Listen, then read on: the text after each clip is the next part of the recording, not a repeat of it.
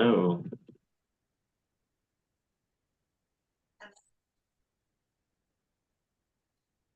Oh, Can you hear me okay? now we can. There we go. Well, thank you, Joe. Thanks for being here. Yeah, absolutely. Good to be here. So welcome everyone to our Jennifer Shaheen show or impromptu one we do. I think it's just the score sessions really inspire the conversation, which is really love it. So for anyone who's watching after in the future, I'm Jennifer Shaheen, founder and president of Technology Therapy Group, and today we are talking about Google tools you should know. And in the show notes, you'll see a link to the webinar we just came off of where we talked about Google Business Profile. We talked about Google Trends. We talked about Google Search Console. And we also talked about Google Analytics. So I thought, Joe, we should mix it up and talk about some new things that Yeah, exist out there. yeah, And so absolutely. one of the things that I wanted to start with is I think probably one of my favorite tools is and it's funny because the person who just asked the last question, they asked a question on this webinar about can I see my competitors rankings, right? Yeah. And unfortunately, you have to just sit there and do the work without a free tool that I'm not aware of. And I'm always open to learn if anyone knows one, but not a Google one. This is we're talking about Google. But Google does have this really cool tool called transparency. Yep. And that actually would let you see your competitors or just brands that you want to know. So I know we've been introducing it in our teams, but even for us, like we'll run ads for our clients, but we don't live in their markets, so we can't even see them. So I thought I'd show that today, Joe. Have you tried the Google Ads transparency tool? Yeah, up and I really had no knowledge of what Google transparency was. So So I put this in actually I'll put this in the show notes too. But it's really simple. It's just adstransparency.google. And then you basically put in a company that you're interested in and knowing their ads. And Joe and I had done this because we were doing some competitive analysis of ads of our one of our clients. So I bring it up because that's kind of the point. So if you are working with an outside agency like us, so we're going to just go ahead and put in Underwood Jewelers. And I'm going to click on that. And you'll see what will happen is, first off, if it weren't available, it wouldn't even come up. And then you can actually see all the ads that are running for this jewelry store. It's really cool. And what's even more interesting, and I don't know if you even noticed this, Joe, but this one is run by Underwoods, and this one is actually run by Rolex because it look tells at you. that. Wow. So that's the whole ad transparency. So, we could pick any company out of thin air and say, well, who's running ads for them? So, do you have a company you want to try, Joe? Putting you on the Um spot. uh does Target run any Yeah, let's try Target. Absolutely. So, now look at here. It's actually been asking me. So, which one are we looking for? I'm looking for Target Australia, Target United States, and you can see now like something like that. It's not giving me all of like what I was looking for. So I'm gonna come back here and click on home. And it's really helpful if we do the websites. Um, and hopefully it will give us this information. And I'm guessing that one right there. But see it right there, it's competition target system. So we're probably having a hard time finding it because it's not even coming up with them. But there you go. This is not even the target we were looking for. wow. So is it safe to say though that as you're searching, yeah, you may be looking for a competitor, but it may not even appear as the name that their public name. Well, it's really interesting that you mentioned that because, like, a lot of agencies will advertise on behalf of other companies. And so nowadays, they actually are required.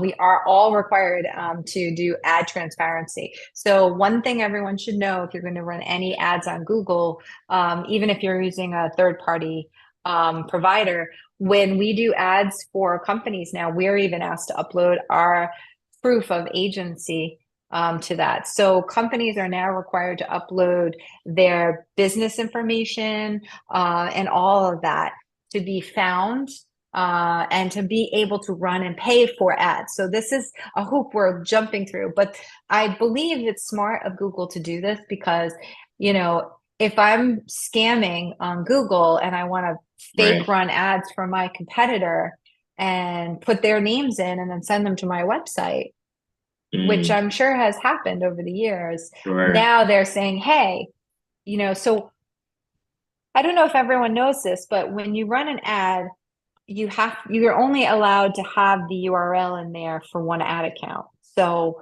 you have to give special um, notification to Google to have this happen. So Rolex does this because it has these relationships with the stores, so they don't let the stores advertise on their brand name, Mm. right? But we're not all that big. So, so I thought that would be a great little thing. So I encourage people to use this tool to look at competitors, but also just get ideas on other people's ads, either in other markets. So especially for startup businesses, like a lot of times I work with businesses who are like, "Oh, I've been in another state and I saw this business and I thought about starting it here." See what their ads look like, see what their competitors are dealing with, and that's a great tool. So to kind of break that down a little further, Jennifer, for maybe those who aren't too familiar with Google Ads and how that works, if you're typing in competitor and looking at what we just pulled up, what exactly within there is should somebody be looking at to kind of analyze and maybe take a piece and learn from? Yeah. Let's pull something up so that we can see. Because I know I'm sure there's a lot of people out there, just getting started, or maybe they already do but didn't know this tool existed. What exactly is helpful to understand? Absolutely. Okay. So let's just say, for argument's sake, I we're Shopify partners, so I put Shopify in, right? But the things that I want to do is one, let all the have the ads load and then do see all. The things that I like us to look at are things like what did they use for titles and descriptions. So you control this messaging. What imagery did they use? What videos did they upload and why? So you can literally spend some time going through here and see, and also look at their, doing something in Spanish. So now I've actually learned that Shopify is doing ads in Spanish. This is great. So I can see all the different things that they're putting out there, but in trying to better understand how I can do a better job, I like to look at the headings. What are they stressing? Why are they stressing it? That's a question I have to start to ask myself. Sure. Um, what images did they use? And I have to look and like, are they consistent? Am I seeing consistency? What am I trying to take away from this? Like, what do I get out of this as Right. a user? And really start to understand, like, and obviously these are all over, right? But like right here, they're focusing on their point of sale system. So that is going to have their point of sale image here. So I find it's really important to look at the titles and the descriptions and the images to really understand voice, tone, messaging, what's stressing at this moment. Um, and especially with anyone who's working within businesses that are seasonal, these should be changing, right? So maybe Right. right now they're focusing on something, but you know, obviously I would say obviously, but maybe everyone doesn't know this, is one of the key words they might have is apparel point of sale system or apparel POS. So that's why their subject line or their headline is best apparel POS for growth. Clothing stores POS for growth, right? Because that's most likely one of their keywords. Right. I see. So we learn so much by just looking at things from competitors and these transparency tools. Absolutely. Yeah. We actually have a video on our YouTube channel on how to do this on Facebook too. And I love doing it. Because when I get a call from someone who wants to hire us, those are the first two places I go when they tell me they're not happy with their other agency. As I go look and I go, oh, so I had one of those calls today, Joe, actually. Somebody called and we had a conversation. I pulled them up. I'm like, your agency has 2 ads running. What are you Mm, paying them? right. So, Points, understand. so so I think this is a great little tip for us to know and understand. One of the other things we didn't cover today on our webinar was um, if you run an online store, um, you should set yourself up with a Google Merchant account. So, Google has something called the Google Merchant account. And what that is it's a way to have your products or merchant center. It's the way to put your products in the shopping area. So I'll just share my screen again so we can just get a chance to see it. But essentially, this is that platform and anyone who's searched for anything. So we're going to look for a client of ours because we know, I'm looking for slip-ins. Sorry, I can't do that. I need to do a dive skin because that's what they sell, right? So here we are. There it is right there. So how do I get myself in the Google shop is through a merchant account. And it is free to create a merchant account. Okay. And you can see there's one of the places they sell to is swim outlet. So, but this is their product, so they're in here. But what a lot of people I think don't know, Joe, is that if you're a local business, you can actually get a free listing. Um, and they do that because they want people to shop local. So, Mm, okay. however, what one of our clients found out recently is you have to have your shopping cart turned on your website. um, right? Because most people started to do this a long time ago where they would list all their products and so they could be found locally. But you do have to sell online, even if you're local, to get it free. So, this is something we were talking about earlier is if you're an online store, it's helpful if you have a brick and mortar relationship because you can get that free listing. But these the Google Merchant also goes into ads. So if you set up a merchant account and you want this ad to be buy now, then you do that. You can't see them displayed like we saw here. Go back to that, right? So I can't do this and I won't click on slip-ins, right? We'll click on somebody else's and you'll see that it took me right to their page. But others, sometimes if we want to just be found within the shopping area. So if you want to be found in here, you have to have a Google Merchant account. Mm. And now you would say that both the merchant account and Google Ads, it would be beneficial to basically be using both of them at the same time. Is that I accurate? do. It is. It's great question. So we should be combining them together. If you sell products, really important that you're doing that. Um, and monitor how well it's doing because, again, more and more people are using these tools as opposed to going to websites. So now inside the Google shopping area, someone can, click on, and you can see this is Amazon, right? This is Scuba. So you can see all the companies in here. And, sometimes things like this are going out to, because these are sponsored, but Okay. also some of them are within here directly and then you can actually just go right into the product within Google Shopping. And I think, and the desktop is always the hardest part to look at this stuff on because I find a lot of people are doing stuff like this more and more on their phones. Yeah, absolutely. Definitely Did making you a want shift. to? Yeah, sorry, go ahead. No, no, I was just agreeing with that point. Definitely making a bigger shift from, the desktop to the mobile phone and making sure, things are optimized for that because people definitely are.